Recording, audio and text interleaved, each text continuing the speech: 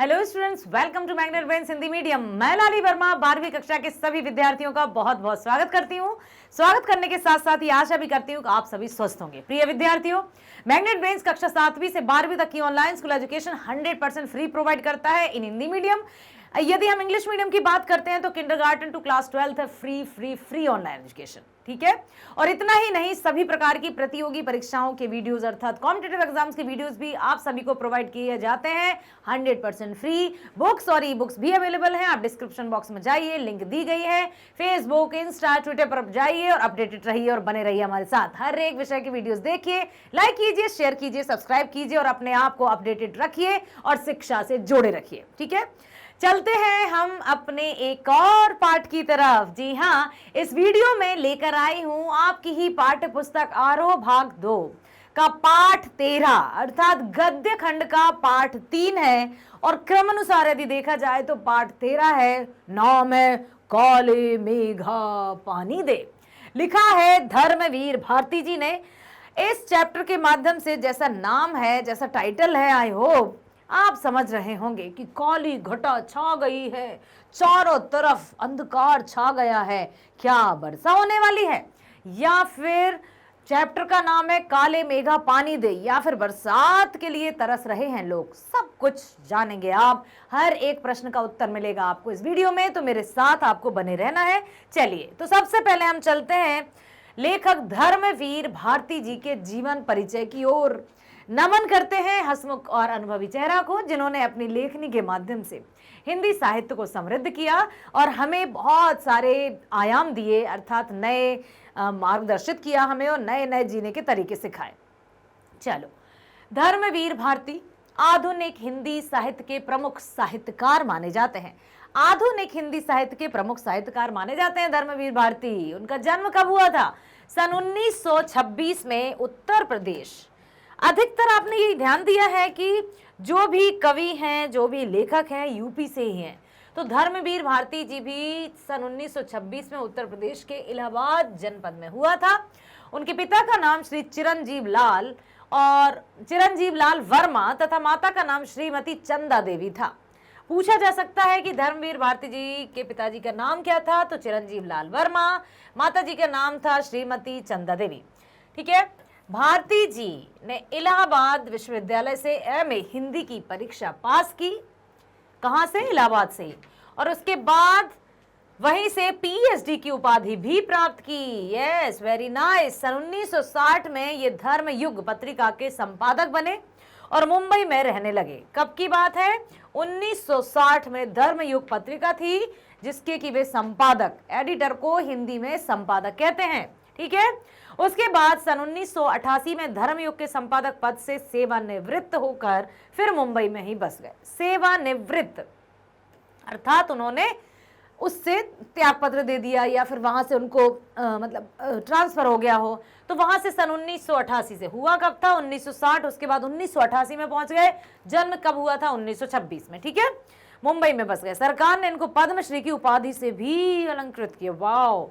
Retired होने के बाद या अपने सेवा देने के पश्चात सन 1988 में वे आ गए फिर से मुंबई में, और फिर भारत सरकार द्वारा इनको पद्मश्री की उपाधि से भी अलंकृत किया गया।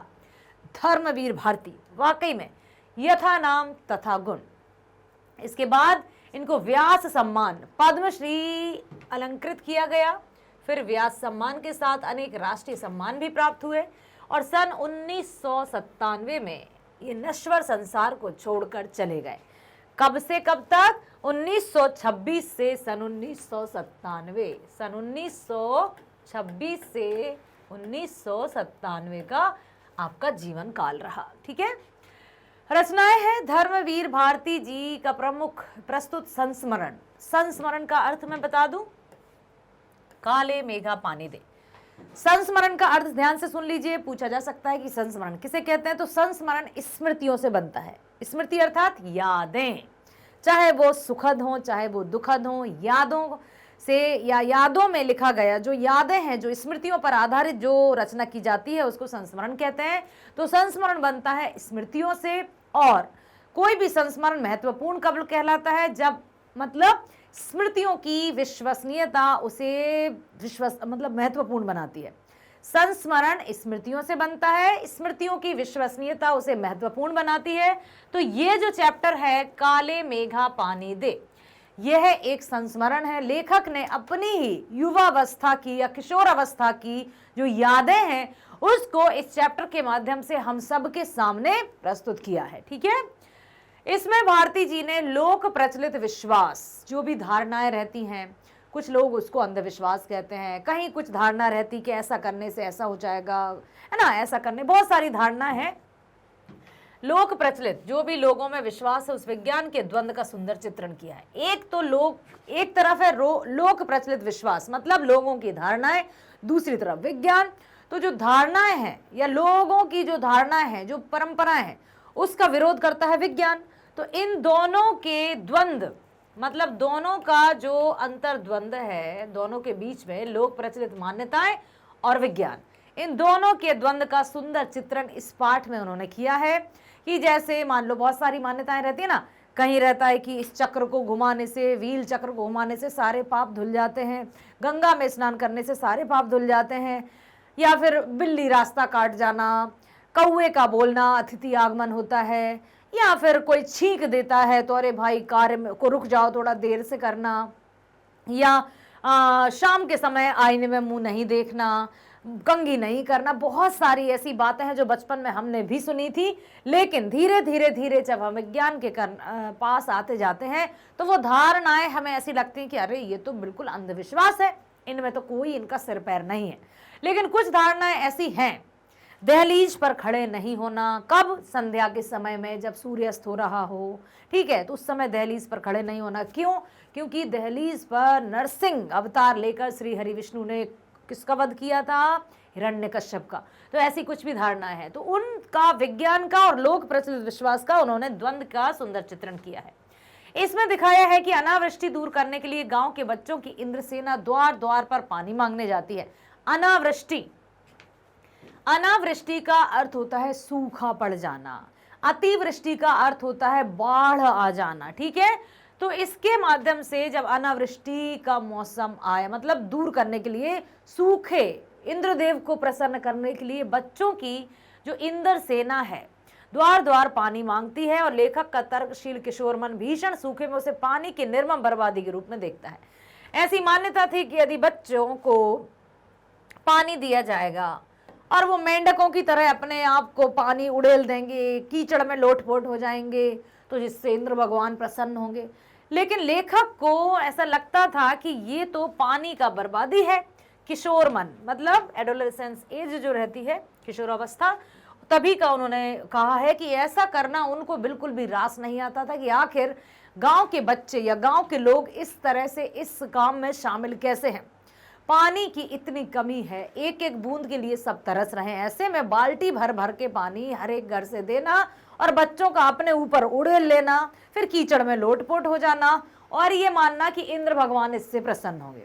कैसे? जैसे मेंढक जब कीचड़ में लोटपोट हो जाते हैं, मेंढक टर टर बोलने लगते हैं, तो ऐसा लगता है हाँ अब तो बारिश होकर ही रहेगी। तो यहाँ पर इंद्र सेना का भी नाम दिया है। तो किशोर मन जब उन जो किशोरावस्था में थे भारती जी, तो उनको बड़ा अजीब सा लगता था कि ये तो बिल्कुल बर्बादी है। तो यहाँ पर देखिए, भाषा शैली धर्मवीर भारती एक श्रेष्ठ कवि होने के साथ साथ श्रेष्ठ गद्यकार भी हैं। उनके गद्य लेखन में सहजता और आत्मीयता है। वे जो भी गद्य लिखते हैं वो सहज भाषा में लिखते हैं और ऐसा लगता है कि हाँ ये हमारे साथ एकदम आत्मा से उनकी जो रचना है वो कोरिलेट कर पाते हैं हम अपने आप को भी।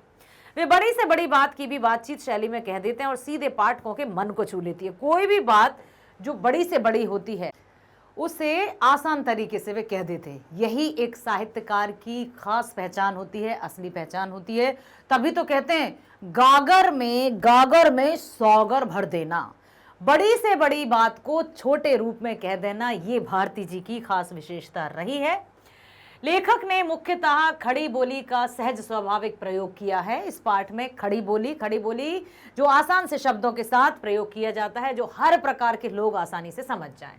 इनके साहित्य में अंग्रेजी, उर्दू, फारसी आदि भाषाओं के अतिरिक्त साधारण बोलचाल के शब्दों का भी समायोजन हुआ है। अंग्रेजी के शब्द भी आ जाते हैं, उर्दू के शब्द भी आ जाते हैं, फारसी के शब्द भी आ जाते हैं और साधारण बोलचाल के शब्दों का भी समायोजन होता है। प्रस्तुत संस्मरण की भाषा शैली सहज, सरल, स्वाभाविक एवं प्रसंगानुकूल है। अर्थात जो भी हम संस्मरण पढ़ रहे हैं, कौन सा, काले मेघा पानी दे, इसकी भाषा शैली सहज, सरल और स्वाभाविक है और प्रसंग अनुकूल है। अर्थात जो प्रसंग चल रहा है, जो भी घटनाक्रम चल रहा है, उसी के अनुरूप उन्होंने बहुत अच्छे से सटीक शब्दों का प्रयोग किया है। कहीं भी ऐसा नहीं लगता है कि लूज हुआ हो। ठीक है, जिसमें खड़ी बोली, उर्दू, फारसी, साधारण बोलचाल की भाषा के शब्दों का सटीक प्रयोग हुआ। मुहावरों के प्रयोग से भाषा में रोचकता भी उत्पन्न हुई है।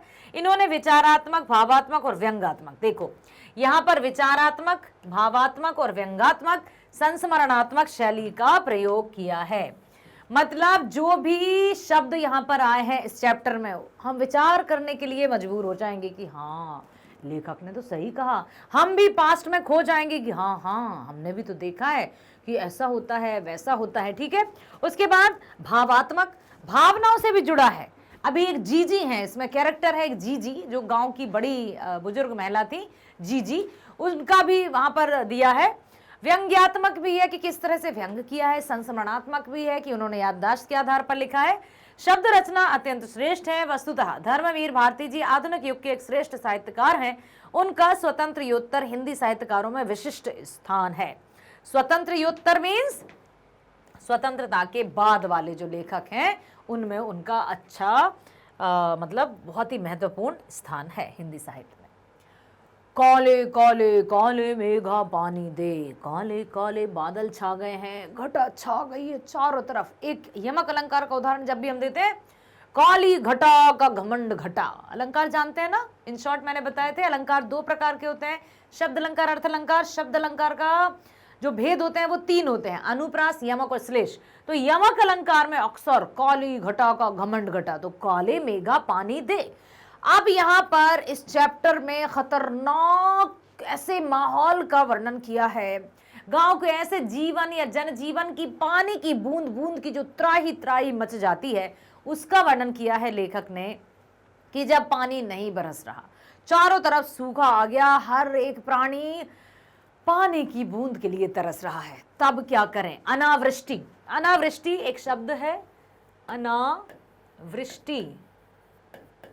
अनावृष्टि का अर्थ होता है सूखा। ठीक है, जब सूखा पड़ जाए एकदम।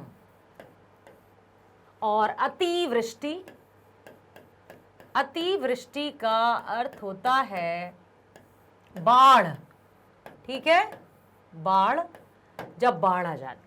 अनावृष्टि भी खतरनाक है, नुकसान, मतलब सबके प्राणी जगत के लिए त्राही त्राही मचा देती है अनावृष्टि। यदि सूखा पड़ जाता है तो लोग क्या, जनजीवन, हर एक प्राणी जगत मानो चलता जाता है, चारों तरफ ऐसा लगता है शमशान भूमि हो गई हो। अतिवृष्टि, यदि बाढ़ आ जाती है तब भी शहर के शहर डूब जाते हैं, बड़ी बड़ी अट्टालिकाएं, महल सब तहस नहस हो जाती हैं। तो प्रकृति के जो प्रकोप हैं, प्राकृतिक प्रकोप कह सकते हैं इनको, जब नेचुरल डिजास्टर्स, प्राकृतिक प्रकोप आते हैं तो मौसम कितना खतरनाक हो जाता है। प्रकृति जब रुद्ध क्रुद्ध हो जाती है तो मनुष्य के हाथ में कुछ भी नहीं रह जाता। तो इस चैप्टर में लेखक ने अनावृष्टि अर्थात सूखे का वर्णन किया है कि जब बरसात नहीं हुई तो गांव में धारणा चली आ रही थी, जहां के लेखक स्वयं थे, क्योंकि ये क्या है, एक संस्मरण है। लेखक ने अपनी किशोर अवस्था की जो यादें हैं उन पर ये चैप्टर लिखा है कि सूखा पड़ गया गांव में, अब क्या करें। ये धारणा थी कि यदि छोटे बच्चे, मतलब उनकी उम्र के बच्चे, यदि हर घर से थोड़ा पानी लेंगे और अपने ऊपर उड़ेल लेंगे, कीचड़ में लथपथ होंगे, तो शायद इंद्रदेव प्रसन्न होंगे, ऐसी धारणा चली आ रही थी। और बच्चों की टोली या बच्चों की जो ग्रुप था या समूह था, उसको इंद्रसेना का नाम भी दिया था। लेखक को बड़ा अजीब सा लगा कि ये क्या है, एक तो पानी नहीं है, ऊपर से पानी की बर्बादी। लेकिन चूंकि ये चला आ रहा है, एक गांव की बुजुर्ग महिला थी जीजी, जिनका लेखक सम्मान करते थे, जो कि लेखक के पड़ोस में ही रहती थी, उनका भी जिक्र हुआ है, यही जानने वाले हम इस वीडियो में। ठीक है, तो सुनना है आपको ध्यान से। काले मेघा पानी दे संस्मरण समझ गए ना, जो स्मृतियों के आधार पर बनता है। संस्मरण धर्मवीर भारती द्वारा रचित है। इसमें लोक प्रचलित विश्वास और विज्ञान के द्वंद्व का चित्रण हुआ है। विज्ञान का अपना तर्क है और विश्वास की अपनी सामर्थ्य। विज्ञान, देखो, लोक प्रचलित विश्वास है और दूसरी तरफ विज्ञान का द्वंद्व। विज्ञान का अपना तर्क है, रीजंस होते हैं और विश्वास की अपनी सामर्थ्य शक्ति होती है। विज्ञान कहता है कि यह सही है और तर्क कहता है, मतलब जो विश्वास है वो कहता है ये है, उसकी शक्ति है। लेकिन इसमें कौन कितना सार्थक है, यह प्रश्न पढ़े लिखे समाज को उत्तेजित करता है। अब जो शिक्षा से जुड़े हुए हैं, जो विज्ञान से जुड़ गए हैं, जो शिक्षित हैं, वो लोक प्रचलित विश्वासों को ज्यादा नहीं मानते हैं। उनके अनुसार ये सब वही है, मतलब ये सब मान्यताएं हैं जिनको बिल्कुल तवज्जो नहीं दिया जाना चाहिए, उनके लिए कुछ नहीं है। ठीक है, अब दूसरी तरफ क्या है यह प्रश्न, अब उसके लिए इसी दुविधा को लेकर लेखक ने पानी के संदर्भ में यह प्रसंग रचा है। लेखक ने अपने किशोरपन जीवन के संस्मरण में दिखलाया है कि अनावृष्टि दूर करने के लिए गांव के बच्चों की इंद्रसेना द्वार द्वार में पानी मांगते चलती है। लेखक का तर्कशील किशोर मन भीषण सूखे में उस पानी को निर्मम रूप से बर्बादी करना बहुत ही दुख कर देता है, लेखक को दुखी कर देता है कि जब सूखा पड़ा हुआ है तो ऐसे में हर एक घर से पानी मांगना कहाँ की सही है। प्यासे को तो पानी मुश्किल से मिल रहा है, वहां अब चाहिए इंद्रसेना को पानी। लेकिन धारणा क्या थी, इंद्र की सेना है, इस पर पानी फेंकोगे या इस पर पानी उड़ेलोगे तो इंद्रदेव प्रसन्न होंगे और इंद्रदेव तो बरसात कर देंगे। ऐसी धारणा थी जो कि लेखक को बिल्कुल सही नहीं लगी कि ये क्या है। लेकिन फिर भी गांव के जो रीति रिवाज थे, गांव के लेखक स्वयं थे, इसलिए उन्हें उसमें शामिल होना पड़ा। आषाढ़ के उन सूखे दिनों में जब चाहूं और पानी की कमी होती है, अब आषाढ़ का महीना, आषाढ़ के बाद आता है सावन का महीना। ठीक है, चैत्र, बैसाख, ज्येष्ठ, आषाढ़। ज्येष्ठ, बैसाख और ज्येष्ठ में खतरनाक गर्मी पड़ती है। ज्येष्ठ के बाद आता है आषाढ़ का महीना, जब रिमझिम बरसात आने की शुभारंभ या शुरुआत हो जाती है।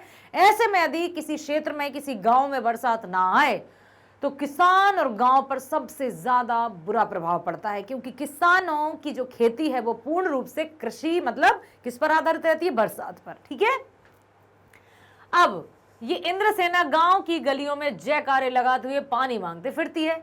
अब इस समय आषाढ़ के महीने में जब सूखा आ जाता है तो चारों ओर पानी की कमी होती है। फिर गांव की जो बच्चों की टोली है, 15-16 वर्ष या 17-16-15, मतलब 12-13 वर्ष से 15-16 वर्ष तक के जो बच्चे हैं वो शामिल हो जाते हैं और इंद्र के जयकारे लगाते हुए पानी मांगते हैं। अभाव के बावजूद भी लोग अपने अपने घरों से पानी लेकर इन बच्चों को सिर से पैर तक तर कर देते हैं। अब सोचो, पानी की कमी है, लेकिन चूंकि इंद्रसेना है, लोक जीवन में ये चली आ रही है, लोक धारणा है, तो लोग पानी भर भर के इन बच्चों के सिर से पैर तक उनको तर कर देते हैं। तर करना मतलब पूरा भिगा देना, गीला कर देना।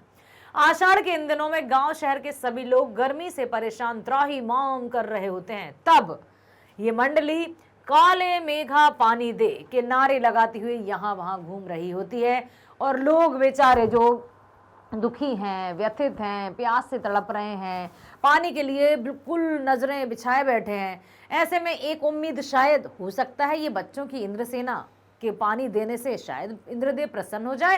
तो ऐसे सोचकर जहां पीने तक के पानी की मुश्किल होती है, वहां पर लोग उनको पूरा ऊपर से नीचे, सिर से लेकर पैर तक पानी से तर कर देते हैं। अनावृष्टि समझ ही गए हैं आप, सूखा, अतिवृष्टि, बाढ़। अनावृष्टि के कारण शहरों की अपेक्षा गांव की हालत त्रासदीपूर्ण हो जाती है, क्योंकि खेती पर ही आधारित है।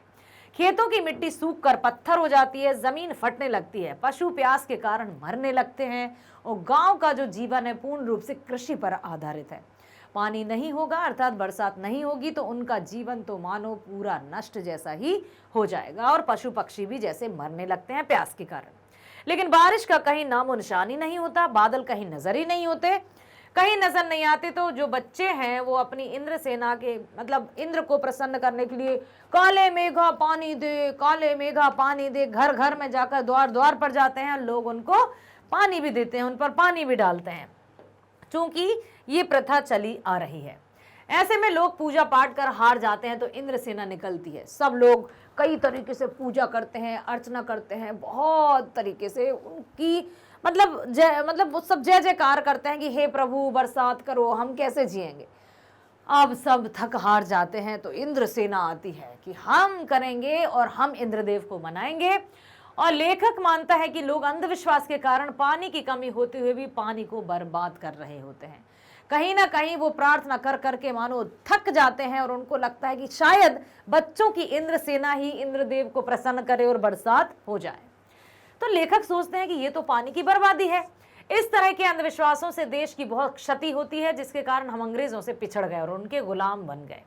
लेखक वैसे तो इंद्रसेना की उम्र का ही था, मतलब लेखक ने अपने बचपन की बात की है कि लेखक और जो इंद्रसेना थी, जो गांव के बच्चों की टोली थी, समूह था, जो घर घर जाकर पानी मांगता था, लेखक की भी आयु वैसी ही थी, लेकिन वह आर्य समाजी संस्कारों से युक्त तथा कुमार सुधार सभा का उपमंत्री भी था, अतः उसमें समाज सुधार का जोश अधिक था। वो इस तरह का मतलब अंधविश्वासी मानता था और बच्चों की उस मंडली में बिल्कुल भी शामिल नहीं होता था। पढ़े लिखे थे चूंकि लेखक स्वयं, तो उनको ये सब अंधविश्वास लगता, तो पानी की बर्बादी लगती थी कि जहां प्यास मतलब पीने के लिए पानी नहीं, वहां बर्बादी क्यों करना।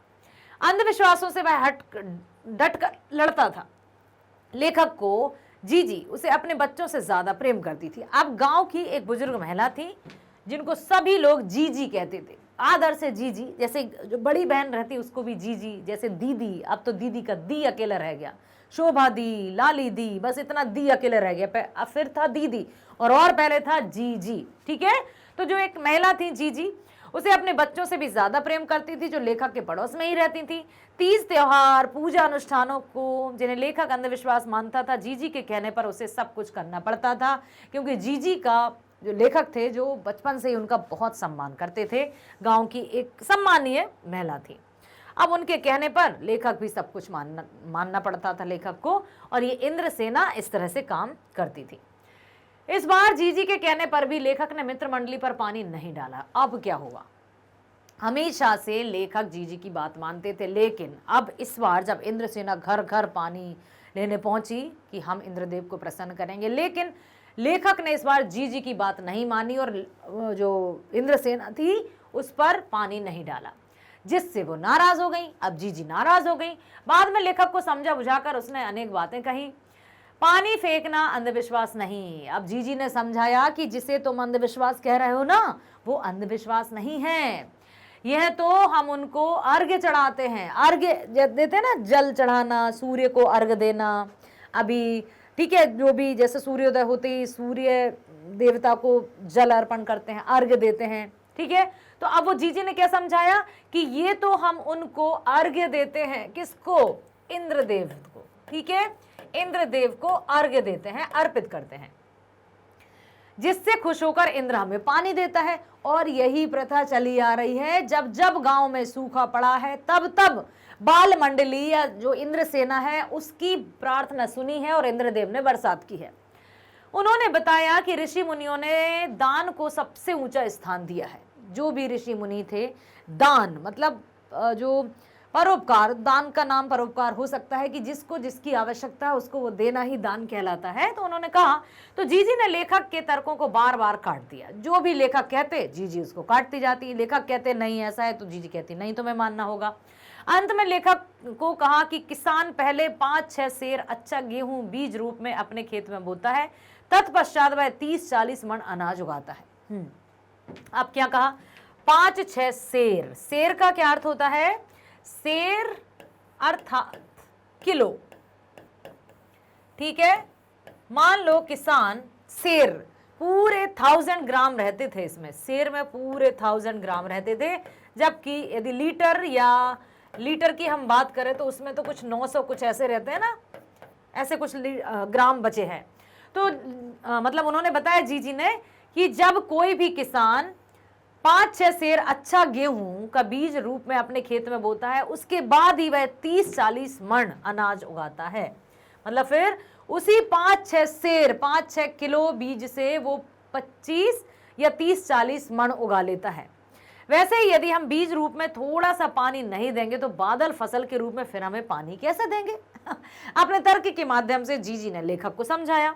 और संस्मरण के अंत में लेखक की राष्ट्रीय चेतना का भाव मुखरित होता है कि हम आजादी मिलने के बावजूद भी पूर्णतः आजाद नहीं हुए।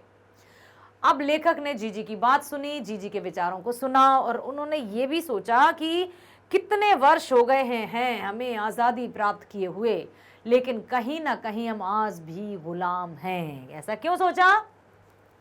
हम आज भी अंग्रेजों की भाषा, अंग्रेजों की संस्कृति, रहन सहन, खान पान, बोली वाणी सब कुछ अंग्रेजों की अपना रहे हैं और हम अपने संस्कारों को समझ भी नहीं रहे हैं। हम अपनी संस्कृति को कुछ नहीं पूछ रहे हैं। हम भारतवासी मांगे तो बहुत करते हैं, मांगने में तो हम सबसे नंबर है कि हमारी मांगे पूरी करो, सरकार हमें ये नहीं देती, सरकार ने हमारे साथ ऐसा नहीं किया, लेकिन त्याग की भावना हमारे अंदर नहीं है। लेकिन जब बात आती है देने की तो हम सब पीछे हो जाते हैं। मांगना चाहते हैं लेकिन देना कुछ भी नहीं चाहते हैं। अर्थात जो भी फंडामेंटल राइट्स हैं या जो भी हमारे मौलिक अधिकार हैं, आपने भी पढ़ा होगा मौलिक अधिकारों के बारे में, जिनको फंडामेंटल राइट्स कहते हैं। ठीक है, मौलिक अधिकार पहले 7 थे, अब 6 हैं, क्योंकि संपत्ति का अधिकार हटा दिया गया है।